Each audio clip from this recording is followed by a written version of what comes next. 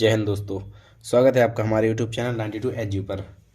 तो आज हम शुरुआत करेंगे ना ही कोई टॉपिक से। सबसे पहले एक डाउट से शुरुआत करेंगे, जो कि पिछले वीडियो में पूछा गया था डाउट, कि हमने जो आई बराबर एम आर स्क्वायर जो हमने बताया था, आई बराबर एम आर स्क्वायर, तो पूरे पिंड के लिए हमने बताया था आई बराबर सिग्मा एम आर स्क्वायर। ठीक है, तो ये पूछा था कि यहाँ पर आई जे हमने क्यों नहीं लगाए। बाकी हमने पिछली जगह द्रव्यमान केंद्र वाला जो हमने बताया था, तो उसमें हमने आई जे लगा कर बताया था, लेकिन इसमें आई जे क्यों नहीं लगाए। देखो, दोनों के लिए M1 R1 plus M2 R2 M3 R3 ऐसा होता है, मतलब आई का मान समान है। जैसे sigma M I R I square I equal to 1 से n, आराम से लिख दो, कोई दिक्कत नहीं। अब देखो, हम आई जे कब लगाते हैं, यहाँ पर हमने आई जे क्यों नहीं लगाए, क्योंकि आई के मान दोनों के समान हैं, दोनों के मान n तक जा रहे हैं। अगर हमारे पास ऐसा होता कि M1 R2 और M2 R3 ऐसे कुछ होता अगर हमारे पास, तो हम क्या लिखते, sigma M I R J और आई इक्वल टू 1 से n, आई इक्वल टू, रुको एक सेकंड, आई इक्वल टू 1 से n और जे इक्वल टू 2 से n। इस प्रकार से हम जे इक्वल टू, यहाँ जे इक्वल टू 2 से n, इस प्रकार से हम लिख देते। तो आई जे लिखना, जब हमारे पास आई, दोनों आई समान है, एक जैसे हैं, दोनों ही n तक जा रहे हैं, तो आई जे लिखना कोई कंपलसरी नहीं है। और अगर आपको लिखना हो तो हाँ, अब इस चीज़ को आप इस प्रकार से भी आराम से लिख दो, कोई दिक्कत नहीं। इससे आप ऐसे भी लिख सकते हैं, इसमें कोई दिक्कत नहीं। अगर लिखना हो जिसे नहीं वो लिखना, तो हाँ ये लिख दो, ये भी अच्छा है, ये भी सही है।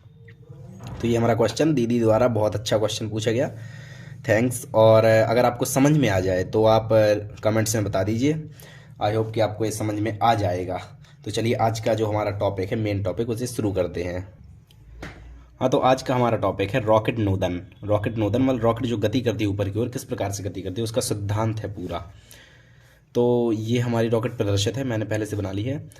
रॉकेट में देखो मेनली तौर पर दो चीज़ें, ये दो चीज़ें, एक होता है द्रव ईंधन। एक टंकी जो होती है, इस टंकी में होता है द्रव ईंधन और दूसरे में होता है द्रव ऑक्सीकारक। अब द्रव ईंधन जैसे अल्कोहल, पेट्रोल, ये चीज़ें, और दूसरे द्रव ऑक्सीकारक जैसे हाइड्रोजन परऑक्साइड, नाइट्रिक अम्ल, इसमें एक में द्रव ईंधन होता है, एक में द्रव ऑक्सीकारक। अब द्रव ईंधन इस नली के से यहाँ आता है दहन कोष्ठ में आता है, और जो द्रव ऑक्सीकारक होता है वो यहाँ से पंप यहाँ से खुला, तो यहाँ से द्रव ऑक्सीकारक भी आ गया। अब दोनों जहाँ मिक्स होते हैं, दोनों मिक्स हुए, आग लग जाती है दोनों में। अब आग लगी, दोनों में आग लगी, तो यहाँ पर गैसें निकलेंगी बहुत ही स्पीड में। जब नीचे तरफ गैसें निकलती हैं, मतलब इस तरफ अगर हमें बल लगेगा तो विपरीत दिशा में रॉकेट ऊपर की ओर उठने लगे। इसमें सिद्धांत लगता है रैखिक संवेग संरक्षण का। इसमें मेनली तौर पर सिद्धांत लगता है रैखिक संवेग संरक्षण का। जैसे गन चलाते, मैंने बताया था पिछले वीडियो में कि जब हम गन चलाते हैं तो हमें पीछे की ओर झटका लगता है, आगे की ओर गोली जाती है, झटका पीछे की ओर लगता है। इसमें पीछे की ओर दम लग रहा है, पीछे की ओर बहुत तेजी से हवा आ रही है, तो रॉकेट ऊपर की ओर अपने आप उठने लगता है। तो इसमें मेनली तौर पर लगता है रैखिक संवेग संरक्षण का सिद्धांत। तो रॉकेट में जितना भी संवेग पीछे की ओर लगता है, उतना ही संवेग उसमें विपरीत दिशा अर्थात ऊपर की ओर लगता है। अब रॉकेट में जो द्रव ईंधन और द्रव ऑक्सीकारक होते हैं, ये जलेंगे तो फिर इनकी मात्रा भी कम होगी, मतलब रॉकेट का द्रव्यमान कम होगा। और जब रॉकेट का द्रव्यमान कम होगा तो रॉकेट का ऊपर की ओर चढ़ने में त्वरण बढ़ता जाता है। जैसे आपने देखा होगा कि रॉकेट की धीरे धीरे स्पीड बढ़ती जाती है ऊपर की ओर, तो जब द्रव्यमान कम होगा तो स्पीड ऊपर की ओर धीरे धीरे बढ़ती जाती है। हाँ, तो इसकी डेरिवेशन की शुरुआत के लिए सबसे पहले मानते हैं कि जब रॉकेट किसी समय टी पर हमने माना कि रॉकेट का द्रव्यमान है कैपिटल एम, रॉकेट का द्रव्यमान है कैपिटल एम, वेग है उसका कैपिटल वी, ये हमने मान लिया किसी क्षण हमने टी पर कि उसका द्रव्यमान है वेग कैपिटल वी है। और जब गैसें निष्कासित, मतलब गैसें जब जलती हैं और फिर निष्कासित गैस के कारण उसका द्रव्यमान हमने मान लिया कि dm/dt, मतलब टी के सापेक्ष m घट रहा है। ये हमने मान लिया कि उसका इस दर से उसका द्रव्यमान घट रहा है। और उसका हमने मतलब कुछ समय बाद जब गैसें जल रही हैं तो उसका वेग, इसको द्रव्यमान इस प्रकार से घट रहा है इस दर से, और उसका वेग भी बढ़ेगा। तो हमने मान लिया कि वेग इतना हो गया। उस रॉकेट का वेग पहले द्रव्यमान m था और m इतना घट रहा है, तो इसका वेग इतने से इतना बढ़ गया, माना स्मॉल v वेग बढ़ा हुआ वेग है। तो उसके बाद जो हमारा रॉकेट का वेग हो जाएगा वो हो जाएगा capital V minus small V. ये हो जाएगा हमारे रॉकेट का वेग।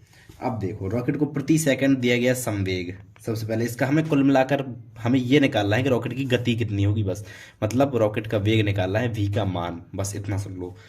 तो सबसे पहले प्रति सेकंड दिया गया संवेग, प्रति सेकंड दिया गया संवेग कितना होगा, संवेग बराबर द्रव्यमान गुणे वेग, और द्रव्यमान कितना है, द्रव्यमान ये है, मतलब आगे टी समय के बाद बता रहा हूँ टी समय के बाद द्रव्यमान इतना है, द्रव्यमान, और वेग, वेग ये हमने निकाल लिया माइनस स्मॉल भी। प्रति सेकंड दिया गया संवेग इतना होगा हमारा, संवेग बाद द्रव्यमान गुणे वेग, प्रति सेकंड दिया गया संवेग इतना होगा हमारा। तो हमारे द्वारा प्रति सेकंड दिया गया संवेग रॉकेट पर बल के बराबर होगा जिसके कारण रॉकेट आगे बढ़ रहा है, मतलब जिस बल के कारण रॉकेट आगे बढ़ रहा है वह प्रति सेकंड दिए गए संवेग के बराबर होगा। देखो मैं इसे लिख के बताता हूँ। बल कितना होता है, बल बराबर एफ बराबर D P upon D T, ये बताया है मैंने पिछले भी कि संवेग परिवर्तन की दर बल कहलाता है। तो D P upon D T, अब देखो D upon D T, P का मान क्या है, पी का मान क्या होता है एम इंटू वी, मतलब द्रव्यमान गुणे वेग, द्रव्यमान हमारा कैपिटल एम है, वेग है हमारा कैपिटल वी। ये हो गया हमारा बल, और किसके बराबर होगा, प्रति सेकंड संवेग के बराबर, मतलब D M upon D T capital minus small V. ये हमारा होगा, इन दोनों का मान देखो बराबर होगा, मतलब प्रति सेकंड दिया गया संवेग रॉकेट पर उस बल के बराबर होगा जिसके कारण रॉकेट आगे बढ़ रहा है। अब इसे हम सॉल्व करेंगे। तो डिफरेंशियल है तो फर्स्ट सेकंड से करेंगे, पहला फलन दूसरे का अवकल गुणांक प्लस दूसरा फलन पहले का अवकल गुणांक, और सेम इसे हम अलग अलग इसमें गुणा कर लेते हैं अंदर, v D M upon D T minus small v D M upon D T. ठीक है, अब capital v D M upon D T और वेक्टर लगा दो। ठीक है, capital v D M upon D T, और इस तरफ दोनों देखो सेम है, दोनों पॉजिटिव में है। अगर हम इसे माइनस में इस तरफ लाएं कट जाएगा, या फिर हम डायरेक्ट काट देते हैं, इस प्रकार से डायरेक्ट काट देते हैं, या फिर माइनस में लाओ तो कट जाएगा, नॉर्मली है। ठीक है, अब जो इस तरफ बचा है उसे लिख लेंगे हम, upon D t equal to minus small v d M upon D T. ठीक है, इतना हो जाएगा हमारा। अब देखो मैंने क्या बताया कि हमें v का मान निकालना है, v का मान चाहिए तो इसे पक्षांतर कर दो उस तरफ, तो फिर क्या हो जाएगा हमारा, d v vector upon minus v vector upon m, और डी टी से डी टी खत्म, मतलब यहाँ पर दोनों का कर दिया अपने समाकलन, डी टी दोनों खत्म हो गए, बस डी टी दोनों खत्म करना है, और यहाँ पर हमारा डी एम बचेगा, डी टी से डी टी खत्म। अब देखो हमारे पास डी वी का मान तो आ गया, डी वी का मान आ गया, इसका अब हमें चाहिए वी, तो बस नॉर्मली समाकलन कर दो, लिख दो समाकलन करने पर, और integration d v vector upon minus ये और डी एम अपॉन एम, और इंटीग्रेशन में जानते हो प्लस की कोई नीतांक जरूर आता है इंटीग्रेशन में।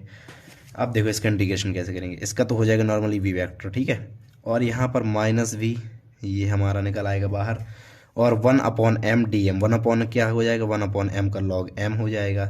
तो फिजिक्स में आपको ई बेस लगाना ही पड़ेगा, मैथ में है ई बेस ना लगाओ कोई दिक्कत नहीं, लेकिन फिजिक्स में आपको ई बेस लगाना ही पड़ेगा, और प्लस हमारे पास के बचा। अब देखो हमें चाहिए था वी वैक्टर का मान, वो मिल गया, लेकिन यहाँ पर के भी है, तो पहले हम के का मान निकाल के इसी में रख देते हैं, और तब हमारे पास जो वी वैक्टर का मान होगा वो हमारा होगा रैखिक, वो इसके रॉकेट की गति के लिए वो हमारा। अब देखो के एक नीतांक है, सबसे पहले सुनो के एक नीतांक है। अब माना हमने प्रारंभ में शुरुआत में जो तो रॉकेट का द्रव्यमान मान लिया capital m equal to m zero. ठीक है, ऐसी मान लो द्रव्यमान एम ज़ीरो है, और उसका वेग हमने मान लिया वी ज़ीरो, वेग वी ज़ीरो मान लिया शुरुआत में। तो जब मतलब स्टार्टिंग रॉकेट थोड़ी जब स्टार्टिंग ही करता है उड़ने की, तब का बता रहा हूँ मैं। ठीक है, अब अगर हम इन दोनों मानों को इसमें रखें, तो हमारे पास क्या होगा, ये वी वैक्टर नहीं, स्मॉल नहीं capital, v vector zero equal to minus small v vector, अपने कैपिटल वी वैक्टर को ज़ीरो माना है, यहाँ पर नहीं, कैपिटल वी वैक्टर को हमने वी ज़ीरो वैक्टर माना है। ठीक है, अब देखो यहाँ पर हमने ये तो मान रख दिया, अब लॉग ई बेस पर एम ज़ीरो, ये भी हमने एम का एम ज़ीरो रख दिया, प्लस के, हमें चाहिए के का मान, तो नॉर्मली हम पहले के का मान निकाल लेते हैं। देख के का मान हम कैसे निकालेंगे, इससे पक्षांतर कर दो उस तरफ, तो हमारा के इक्वल टू क्या आ जाएगा, v zero, v vector zero plus small v vector log log e base पर m0। ये हमारा देखो के का हमने के का मान निकाल लिया। समीकरण ऐसे हम मान लो एक, समीकरण एक से हमने के का मान निकाला। अब फिर समीकरण एक में के का मान रख देंगे हम। समीकरण एक से निकाला, समीकरण एक में ही रख देंगे हम के का मान। तो वी वेक्टर हमारा क्या निकल के आएगा, minus small v vector log e base पर m plus small v vector नहीं v0 वेक्टर, ठीक है, v0 वेक्टर यहाँ पर 0 vector plus small v vector log e base पर m0, ठीक है। अब देखो लॉग लॉग ये दोनों है माइनस में है दोनों लॉग, तो इनको हम साथ में पहले लिख लेते हैं और v0 को आगे तरफ। ये वाला हमारा आगे मतलब small v vector log e base पर m0 minus small v vector log e base पर m, ठीक है। इसे हमने ऐसे लिख लिया और प्लस v0 वेक्टर अभी हमारे कुछ काम का नहीं, तो उसे हम बाहर रख दो। अब ये हमारा जो v वेक्टर का हमारा मान निकला, ये हम v वेक्टर का मान निकाल रहे, देखो यहाँ से आराम से देखते चले आओ। v वेक्टर का मान निकाल रहे, v वेक्टर का हमारा मान निकला इक्वल टू, अब हमारा क्या आएगा, स्मॉल वी वेक्टर दोनों से बाहर आ गया तो स्मॉल वी वेक्टर हमने लिख दिया। ध्यान से देखना, स्मॉल वी वेक्टर बाहर आ गया। अब हमारे पास लॉग ई भाग का लॉग बटे में टूटता है, तो m0 upon m plus v0 का वेक्टर, ये होगा हमारा रॉकेट की गति के लिए व्यंजक। ध्यान से देख लो, ये होता है हमारी रॉकेट की गति के लिए व्यंजक। तो सबसे पहले एक बार और देखो, एक बार अच्छे से देख लो, हमारा जो प्रति सेकंड लगने वाला बल होगा रॉकेट में संवेग के बराबर होगा। प्रति सेकंड दिया गया संवेग, प्रति सेकंड दिया गया संवेग उस पर लगने वाले बल के बराबर होगा। नॉर्मली इसका वो डिफरेंशियल हमने कर दिया, इसका अंदर गुणा कर दिया, ये दोनों पद कट गए। इसे हमने dv को उस तरफ dt से dt कट गया और हमारे पास dv आ गया।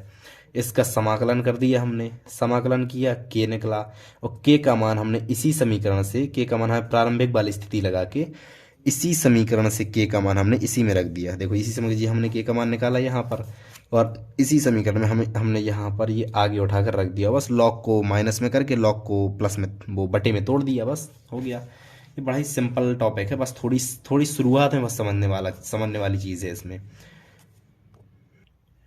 तो गाइज़ आई होप कि आपको ये वीडियो समझ में आया होगा और इस वीडियो को हम यहीं पर एंड करते हैं। मिलते हैं अगले वीडियो में। Thank you so much, bye bye.